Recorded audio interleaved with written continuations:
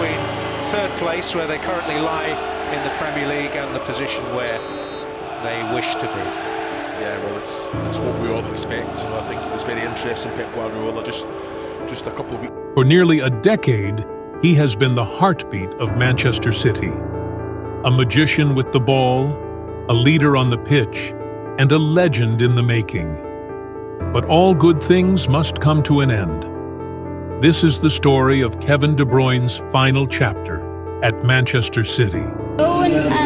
Daar zou ik graag willen bij spelen. Maar dat is dus voor later. Nu eerst zorg. Before he was a Premier League icon, before he became the architect of Manchester City's dominance, Kevin De Bruyne was just a boy with a dream that began in the quiet streets of Belgium. From a young age, his vision and technique set him apart. Genk saw the potential. They nurtured it.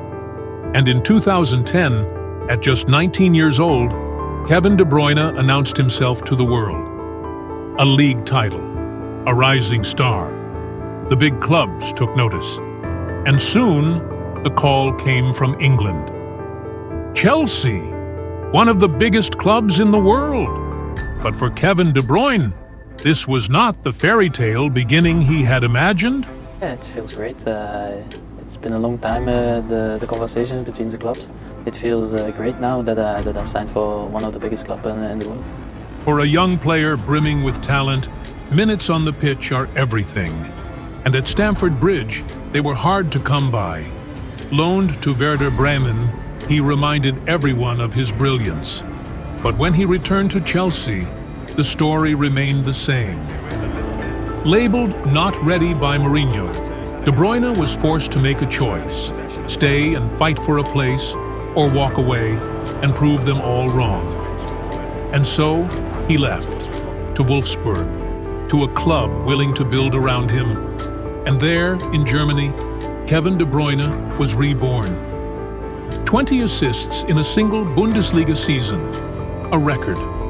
Wolfsburg's Player of the Year, the Bundesliga's best playmaker. Chelsea had let a gem slip through their fingers, and the football world was taking notice. And one club saw what others had missed. Manchester City came calling. A club with ambition, a manager with vision, a new project taking shape. Kevin De Bruyne had unfinished business in England. This was it, a second chance, a new beginning. And as the world would soon see, it was the start of something truly special. In the months to come, may well be the difference between third place, where they currently lie in the Premier League, and the position where they wish to be. Yeah, well, it's what we all expect. De Bruyne wasn't just great, he defined an era. Under Pep Guardiola, he became the ultimate midfield maestro, orchestrating attacks with vision unmatched in modern football.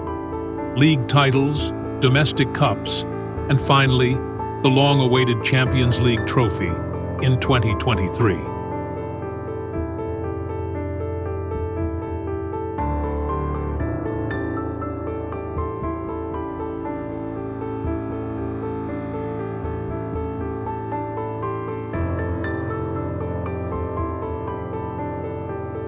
But football never stands still. As City evolved, so did its midfield. Young stars like Phil Foden and new arrivals looked ready to take on greater responsibility.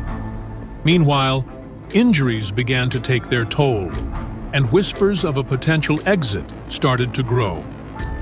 Every great story has an ending. As you know, Rodri and Oscar, The final chapter at Manchester City. the other one's training and getting better. The guys like still they are not completely fit, like Kevin, for example. Yeah, on Kevin, how close is he? I mean, when would you expect him to be available for selection? I cannot tell you, I don't know. So does that mean it's still some time away? Yeah, it's not a big issue, but he doesn't feel completely fine, and Kevin is not 22 years old anymore. He has to be fit for his football, has to be completely fit. He doesn't feel comfortable at all, so he cannot express his incredible potential at his best. So that's why he's training a little bit better, but still is not. He doesn't feel. he said to me, still I don't feel good. So don't feel good. Was emerging. Take your time. Manchester City, always looking ahead, was building for the future. And for the first time, Kevin De Bruyne was no longer the automatic first name on the team sheet. The body doesn't lie. Injuries that were once rare became more frequent. The whispers of an exit grew louder. Was this his last dance in Manchester?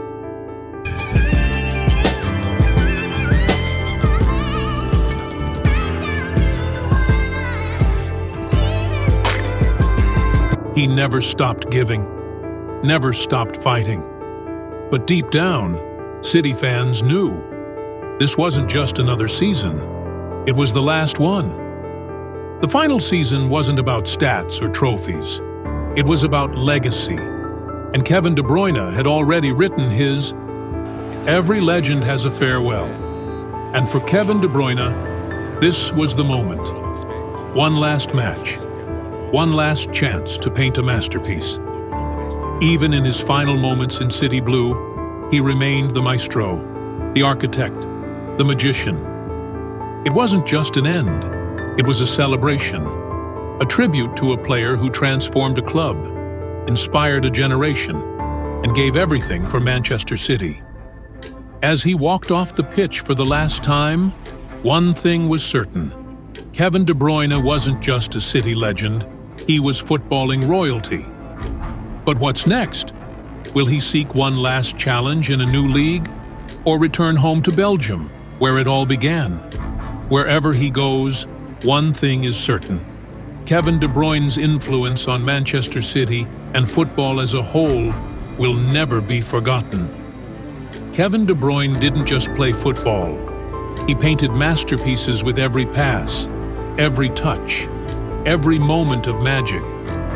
And though his time at Manchester City has ended, his legend will live on forever.